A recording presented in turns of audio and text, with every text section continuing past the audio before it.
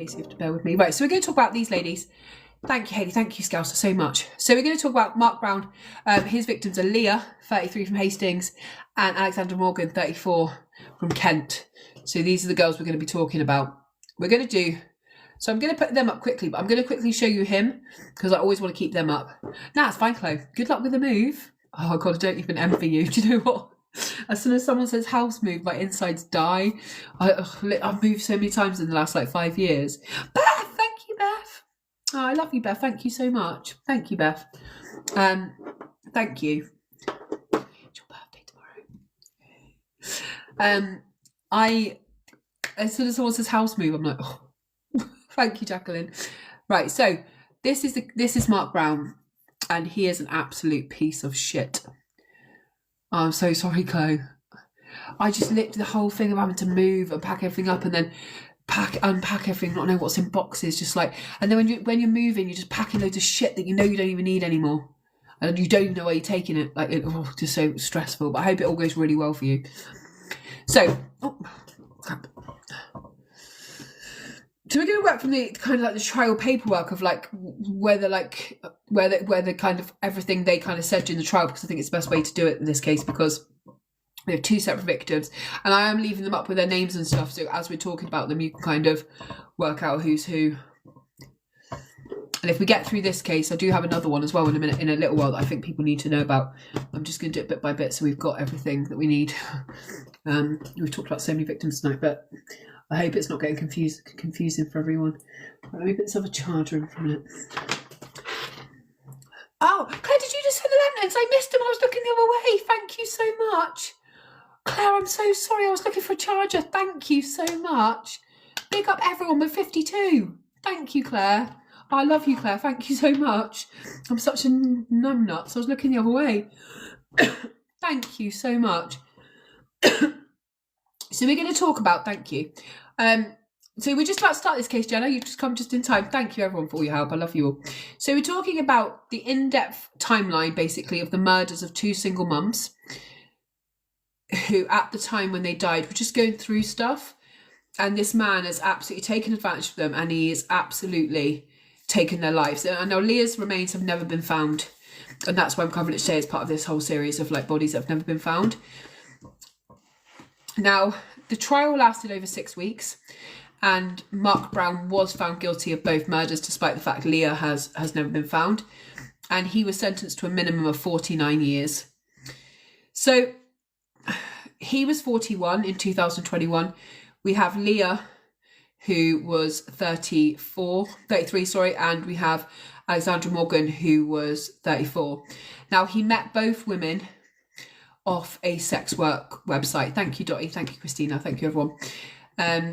And what I am going to say is that if I have anyone in the comments who are saying anything negative about these women, about them putting themselves in danger, putting themselves at risk, all of those things, they will just be muted or blocked from the live, because we don't blame victims in here. And we're only ever one bad decision away from being in those same situations. And they still have little people out there that miss their mums. So we know that Leah's never been found. Just to start this, Leah's never been found. I love you, Jean. Love your mum as well. Now, we know that Alexandra, she was known as Alex, so I'll call her Alex in this case. Bits of tooth fragments and burnt bones were found in an oil drum. That's all that's ever been found of her. But we know because of that she's dead. So it's just absolutely heartbreaking. So we know that both murders took place on this area here called... this farm called Little Bridge Farm. Now we're going to go through the whole timeline of exactly what happened here. So Leah Ware, she was kind of the first victim, Leah. Now she was a single mum of 3 who lived in Hastings, and she led a troubled life. She had a lot of struggles with her mental health, and that led her to self-medicate. And when she self-medicated, she lost her children. Her children were living with her mum. 1 was living with her mum and 2 were living with the baby's dad. And she was living her whole life to get these children back. And Mark Brown would end up telling her that he was going to help her get her children back. And that's why she kind of put so much faith into him. At the time of her disappearance, Leah, who Brown refers to as Little Princess, was 33 and lived with him on Little Bridge Farm. Now, she lived in a static caravan on that site to begin with, and then he began taking over so much of her life. Like at first, like he was the only one who could go and get her medication, and she would be in this caravan. At some time, he started locking her in a storage container, and he would padlock it up, and there was a bed in there, and she was being held captive. Joe, thank you, Joe, so much. Big up, Joe. Thank you, everyone. You're being so generous today. Thank you so much. I really do appreciate it. He was locking her in there, despite the fact that she didn't like being in confined spaces, and she had so many mental health issues that she needed medicine from. And after the trial, we can see like pictures like this, where even after this is him picking up her medication. So he was picking up her medication, he was controlling her medication, and she was lucky if she actually got it. And even after he had taken her life, he continued to go and get the medication. Big up, Joe, thank you. So he was just like really controlling her. So she and Brown were in some kind of relationship. So her and Mark Brown were kind of in a relationship, but he also had a wife, and he was kind of treating her not nicely at all. He would call her names. He would like pay for her services sometimes, and he would also get carer's allowance for looking after her because of her mental struggles. So he was just completely gaining from Leah the whole time. And she, hey Angel, she had become very, very dependent on him for everything. Now, Alex was 34 when she disappeared. She undertook some work as a dog groomer and lived in Wilsley in Pound Cranbrook with her 2 children. And both her and Leah met Brown through the adult sex site. Alex had known Brown for several months, thank you, Ollie, and he made regular bookings for her services. And we're just going to get into it now. So I've kind of explained who the women are, how many children they have, where they come from. Now we're going to get into the whole timeline of what happened. So in March of 2008, Leah Ware meets Mark Brown. Mark Brown, who had the name on the sex site as Fisty MC, as in Fisty MC. I can't even imagine where that name come from. I don't really want to. He contacted Leah Ware first on the website on March the 25th, 2018, and made a booking for her services. And he would take the women out to this caravan or the storage containers on his farm, where he rented like this car sales place because he couldn't take them home to his wife. Now, in court, Brown said no, he had met Leah first in a junk shop 10 years earlier. He cared about her. Then he'd met her in Domino's, but we believe that the main time when they actually come into contact was through an adult site. Now, Leah had a troubled past, like I said, involving drug use and several mental health conditions. She had bipolar and other things that I think it was fist McRapist. So on the court paperwork it says fisty muck, but maybe that's because of that word. Maybe, I don't know. Thank you, Siobhan. So Leah had she had several mental health conditions, including bipolar, and she had really struggled, done a lot of self-medicating, which I'm sure a lot of people in here, if you have the same thing, you can understand that. So in December 2018, Mark Brown rents a flat so he can keep Leah to himself and kind of take control of her more. Their relationship blossoms at this point. This is December 2018, and he starts paying the first 6 months rent and the deposit for this flat, and Leah refers to him as her sugar daddy, and Brown refers to her as Princess or Little Princess. Now, during the trial, Brown told the jury that he did not live there, and they broke up shortly afterwards and had nothing more to do with each other in like a sexual way, although we know that's not true. He in court tries to play the hero and say, look, I really wanted to get her back with her children. We know that's not the case. Now, from March of 2019, so Watford fan Sarah, he starts collecting her medication. He collects it 4 times a month from the Sainsbury's supermarket, and he also starts claiming carer's allowance for her and withdrawing money from the bank, which he says is from her, but he seems to have control over most things that she's doing at this point. He also buys her a lot of animals. So this is Leah from her Instagram, and he first buys her a Pomeranian dog called Lady. He then buys her another dog. Then he buys her some goats that are kind of on the farmland to kind of cut the grass. And he even buys her a horse called Bertie. So he's kind of buying her stuff. He's love bombing her a lot. but then he starts to kind of control those things. And just as a little side note, he doesn't just murder her, but he murders Lady, her Pomeranian, whose bones are found on the farm later on. And she loves Lady. Thank you, Lucy. She takes Lady everywhere with her. However, he will take Lady's life as well as hers. Thank you, Lucy, so much. So in June of 2019, Leah moves out of the flat because he can't afford it anymore, and the initial lease has expired. So at that point, the landlord says during the court case, like, there's been lots of damage to this flat. It's not been well looked after. And the landlord talks about how there's loads of domestic arguments at this flat. And she just says it's Leah and a man, but she doesn't know who the man is. So then Leah moves back to Littlebridge Farm, the rented yard that Mark has. And now she is living on the caravan again. But at some point, the caravan is later burnt down, which we don't know who by, we can imagine. And at this point, she starts almost living inside of a storage container. And I can't believe how bad that would be to be in a storage container anyway, with no windows. It's almost like a massive coffin. It would be horrible. But we know at some point he starts locking her in. And we know that, a female can be heard screaming for help or a lot of the time and banging against the door, but no one comes and lets her out. So it's thought at this point he's controlling her completely. And this seems to be, thank you, Jessica. This seems to be around issues of, thank you so much, Joe. Thank you, Joe. It's really generous. Thank you. I really appreciate that. Thank you. This seems to be around issues of him controlling where she's going, what she's doing. So like sometimes she wants to go and see friends. No, Donna, they live in a house off the rented lot, basically. We're 49 now. Oh my God, that's a dream. Hopefully we could just maintain that till we get through to the thing. Thank you. So we know that at this point, he is controlling who she can speak to, what she spends her money on. And if she does speak to someone that he doesn't want to, she gets locked back in the storage lockup.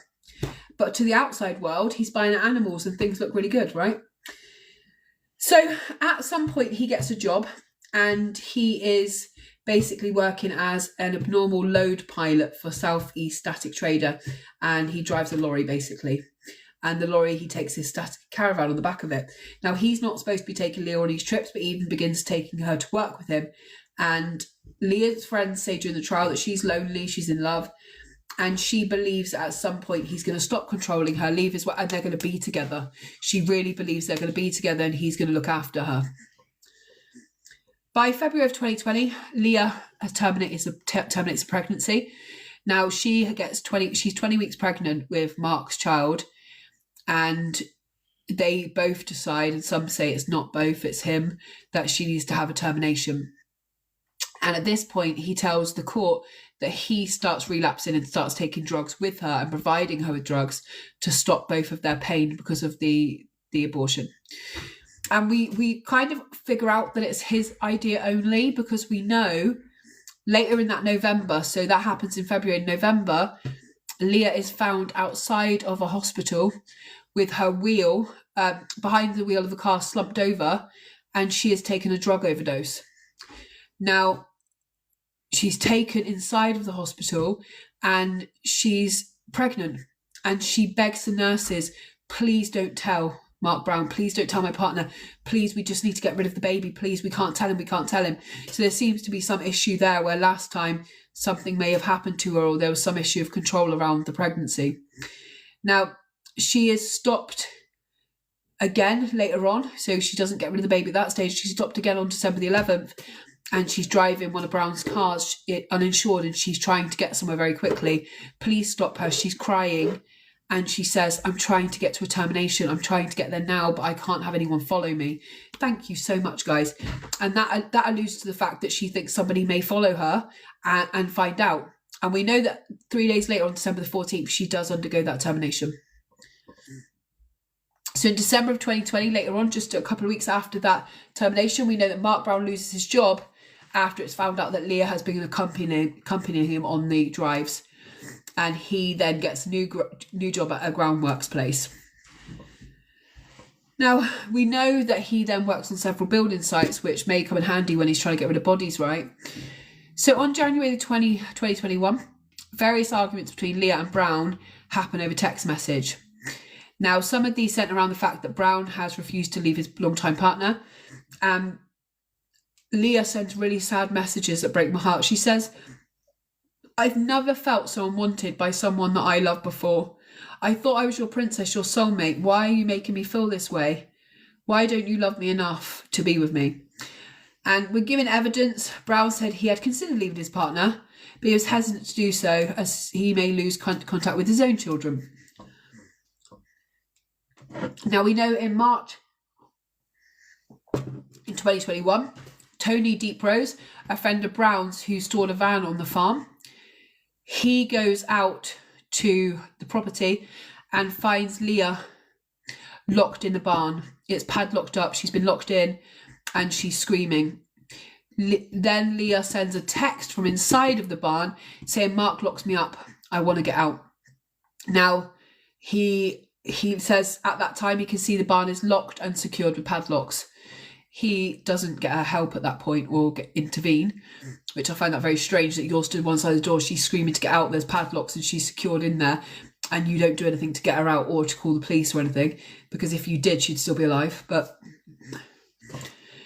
so Brown then in April 2021 takes a job of security at the bingo hall in Ashford, and he's accompanied to work by Leah and 2 dogs, which again is just weird because it just shows the level of control he's exerting over at all times, that she has to be seen by him.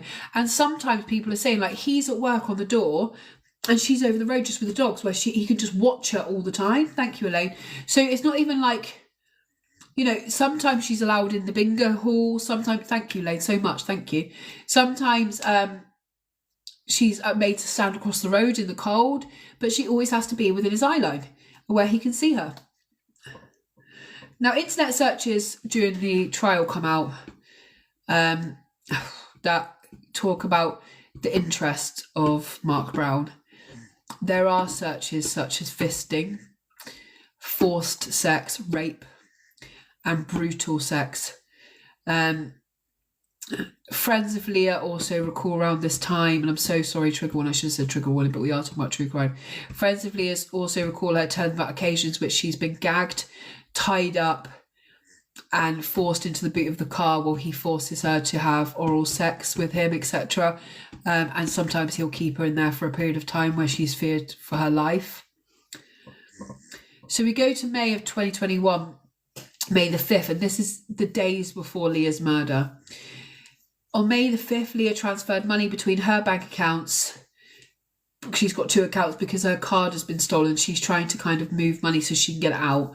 She meets Jack Tyler, a drug dealer who she would chill with, and they have sex together for drugs before he drives her back to Little Bridge Farm.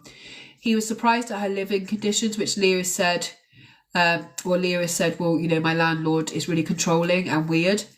And she just says, like, I have to live here. And he sees like a storage container with a bed and little else, and he kind of is like a bit shocked by what's going on. On May the 6th, $2,365 was paid into account of Leah Ware's as arrears for carer's allowance that Brown had applied for in relation to her. So that's paid into Leah's account. Now, on May the 7th, which is the date of Leah's murder, Leah is a regular user of the banking app for Lloyd's, and her last ever search of the banking app, which she used daily, was on May the 7th at 5:26 p.m. The last outgoing contact from her phone was also on May the 7th. This is how we know it was her last day alive, and it was sent to the drug dealer Jack Tyler. Throughout May the 7th, Leah's phone was at Little Bridge Farm, with Brown arriving on site around 6:25 that evening. And from 7:31 p.m. until 9:30, there was no activity from Brown's phone, which shows he'd either put it in aeroplane mode or turned it off. And during that time, Leah's phone stopped connecting to a network. And this was consistent with Leah being locked inside of the storage container, because we know that when the door was closed in the storage container, there was no connection in there for her phone. Her phone reconnected to the network at 9:30 briefly, but calls were not being answered, including one from Jack Tyler at 9:38. And then her phone went completely dead at 10:01, never to be put on again. and Brown then left the farm and turned back on his phone at 10:41, just 40 minutes later. So it's thought that between 9:30 and 10:01 her life was taken, and then he left the farm. So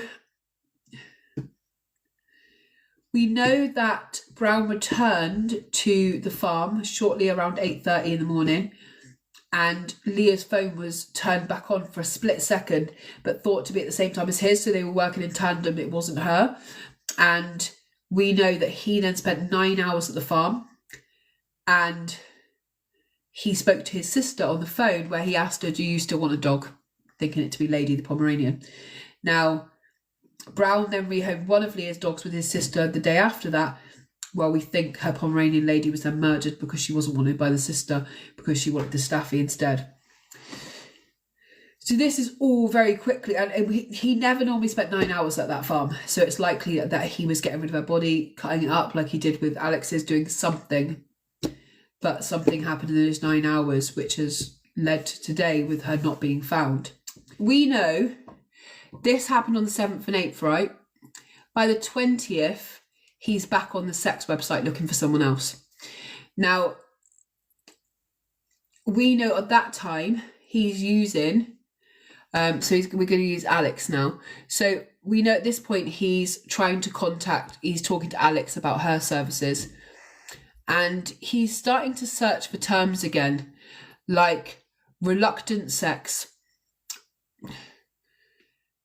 beaten, rape, gangbang, reluctant. And what a rapist term as reluctant sex. Like, it's just disgusting. He is, thank you, Lucy, he's back on the website using the Fisty account, and he is searching for these horrible, horrible items again. Now, what I find really weird is on June the 2nd of 2021, Brown starts messaging a woman called Elizabeth Howard, who he went to school with. Thank you, Lucy.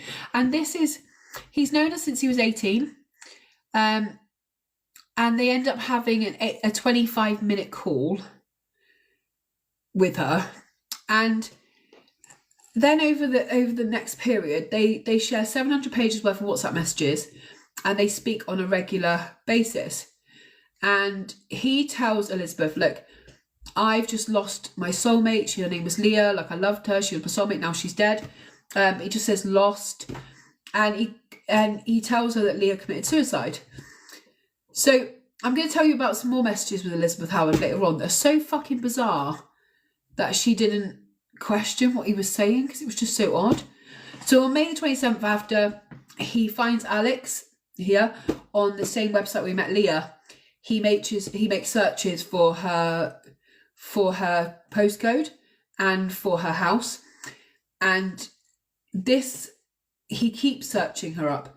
And this is he also starts going to the Shell station next to her home. So it seems likely that he is stalking her before he even calls her to actually meet her. There was loads of searches of him driving out to her house, going to the Shell garage next to where Alex lived. So it's likely he's watching her to see what kind of life she lives, if she's vulnerable. He does tell a cellmate once he's on remand in prison, he says, my favourite girls are vulnerable dead girls. And I think he's making sure it's going to be someone vulnerable that he can control. On June the 8th, Brown has been supposed to go to Miss Howard's house for dinner with her and her children. Instead, he went to Alex Morgan's house. And he says this is their first meeting. In one text, Miss Howard, Brown sends a picture of Alex and says, that's my friend Alex. I didn't do anything, but I could have, which is just weird. And the prosecution suggests he's trying to make Howard jealous at this point. Now, in June 2021, a text to Elizabeth Howard refers to Brown disposing things in oil drums. And oil drums is how Alex will eventually be found. Now, this woman didn't report him to the police, right? Tell me, if you reconnect with a man from high school when you were 18, you're now in your 40s, and he texts you this. Tell me what you would think of this. Now, I'm going to be very careful how I word this, but it happened again, not very long ago. While disposing of something, I try to laugh these things off, but it's a very unpleasant thing to do. To put something in an old oil drum, 5 litres of diesel, hey presto, nothing much left. But it gets very, very hot. Oil drum glows almost white. you've got to get through a lot of stages in a situation like that. And I've not long lost Leah. I nearly went down the rabbit hole, but I didn't for her. But I was on the edge. And then she replies saying, very good. And he replies saying, I'm a psychopath with a conscience. I do monstrous things. Like, this woman was about to have him in her house for dinner with her kids. Like, what? Like, what? What do you mean? Like, what would you say if you got that on WhatsApp? Thank you, Gail. We're number 52 now. We're going down again. So let me read that again. Now, I'm going to be very careful how I word this, but it's happened again. Not very long ago, while I was disposing of something, I tried to laugh these things off, but it's a very unpleasant thing to do. An old oil drum, 5 litres of diesel. Hey presto, nothing much left, but it gets very, very hot. You go through a lot of stages in situations like that. I've not long lost Leah. I nearly went down the rabbit hole then, but I didn't do it for her, but I was on the edge. I'm a psychopath with a conscience. I do monstrous things. How are you not fucking phoning the police? The first thing I'm doing is phoning the police. Like, I'm phoning the police and being like, hang on a minute. I just don't understand why she was like, very well. Very fucking well. What are you on about? You're trying to get this dude round for dinner with your kids, you freak. She should have been held responsible for that, because you could have prevented at least Alex's death at that point. So in the months following Leah Ware's murder, Brown continues to collect her prescription. He still does this 4 times a month. The final collection took place on November the 22nd, more than a week after Morgan's murder. Brown also continued to do this as well as making withdrawals from her bank account in the days following the murder of Alex Morgan. He would sometimes get as much as £1,400 from Leah's bank account, because he was taking her DWP, plus her carer's allowance and everything out of her bank. So on August the 7th, 2021, Brown picks up Alex Morgan and drives her to Yorkshire in his black Peugeot to pick up a white Mini Cooper for her that she's just purchased. Now, then later that day, he proposes a business proposal to Alex. He said it's going to be risk-free. The proposal referred to 100k, 3 to 5 days at a hotel that he would be guarding, a new ID, straight car, shopping money, and all she has to do is go out for a cigarette, bag up some cash and do some shopping. Now, he keeps telling her this, like, there's going to be this thing, I'm going to take you with me, we're just going to go away 3-5 days, you're going to make all this money for your 2 kids, like, you're going to be set up for a long time. So in the days following the proposal, Alex Morgan makes internet searches for things. How can you earn money running a sunbed shop in the UK? How much tax will I pay on 100k? And a minimum deposit for a house in 2021. So she's really thinking this is a way out for her and her children. Now, then she goes on November the 13th to see her parents, and she asks her parents to look after her children. She's going on a trip. She says she's going to a spa trip to York to her family, so they're not worried. And then she starts looking at how her phone can be tracked, because she's going to do this thing with him, right, with Mark Brown, to earn this money.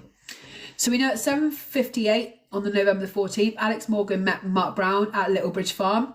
Her phone last interacts with the network there. And we know that she is seen driving up the lane to Littlebridge Farm. Her phone does not connect to the network again, with the prosecution believing she was murdered on site around this time. This is about the 6th case tonight, Megsie. So we believe that she died this day, and we believe it had been his plan ever since he started stalking Alex. We believe that he was so turned on or got so much from the murder of Leah that he is looking for his next victim. We know very quickly, within like an 8-hour period, she drives up to Littlebridge Farm, and then she is in a burn barrel quite quickly. He's made an incinerator out of an oil drum, which he's added the 5 litres of diesel to, like he'd spoke to Elizabeth about. He later makes calls to his partner and his son. At 2:25, Brown asked his partner to bring him a bottle of bleach, which he did. At 6:10, a picture was sent to Alex's phone. It was turned on for a really brief moment, and in that moment, a picture of her son is sent from her parents, which she never gets to see or open. We know at 9:52 Brown left his home address where he's left his partner and his children, and he goes and picks up another £10 worth of diesel, and this is likely to keep the fire burning. Now, Alex Morgan's white Mini Cooper left the farm at 12:35 a.m. and it's returned to her home address, and it's kind of put outside to make it look like she's alive. Brown returns to Little Bridge Farm at 1:43 before returning home at 2:01 a.m. that day. And on November the 16th, he returns to the farm for around 4 hours, in which we think he's making sure that she's properly burnt. And then he disposes of the oil drum on the 17th, at which point this is when Alex is supposed to be back picking up her children who've missed their mum. And it's just absolutely heartbreaking that they are waiting for the mum to come home. Now, after several other visits to Little Bridge Farm, Brown spoken to by Kent Police finally on November the 23rd, they want to know why CCTV shows her car, this white Mini Coupe, which is very clear, very easy to spot, is driving up to his farm. He told officers he does have sex that day, and she leaves around 8:45 a.m. after about 40 minutes of being at the farm. Now, he also provides DNA evidence and fingerprints, and Little Bridge Farm was cordoned off by Kent Police, and they begin searching the yard. While searching the yard, a dumbbell attached to a dog's collar is found in the lake, and the remains of a Pomeranian dog is found attached to the collar.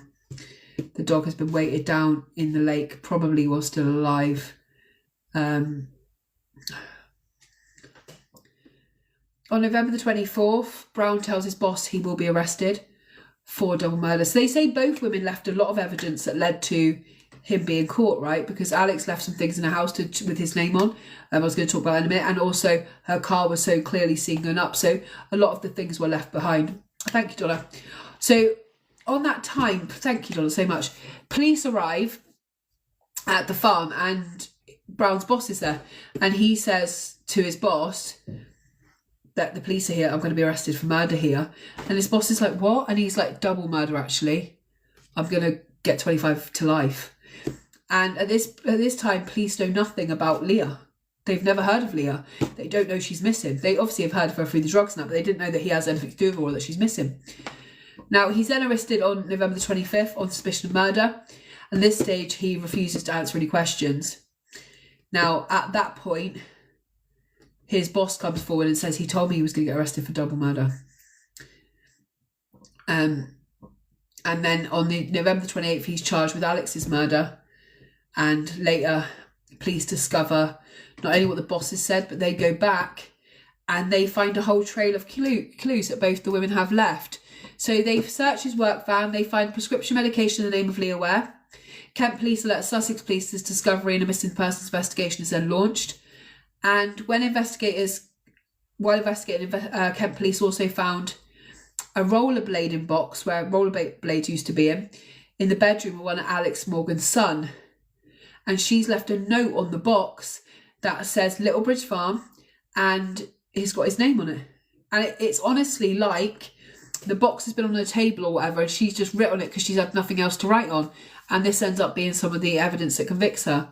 She also has an old phone, which she has used to take pictures of her other phone, of all of the phone messages she has about this £100,000 deal. So she knows that she's not going to just take her phone. She leaves it on an old phone, loads of pictures. So Brown is then questioned in relation to Leah's murder in January of 2022. And then he's arrested on suspicion of the murder of Leah Ware.